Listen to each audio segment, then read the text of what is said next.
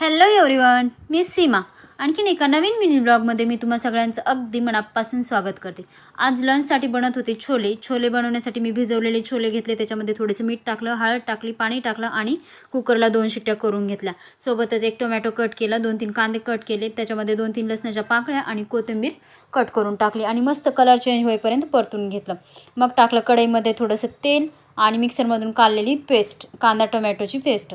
मस्त असं तेल सुटेपर्यंत कांदा टोमॅटोची पेस्ट परतून घेतली.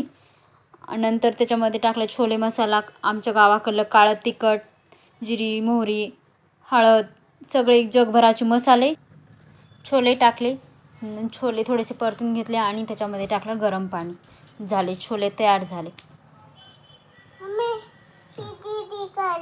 मग नंतर काय मुलीसाठी द्यायचा होता टिफिन देण्यासाठी मग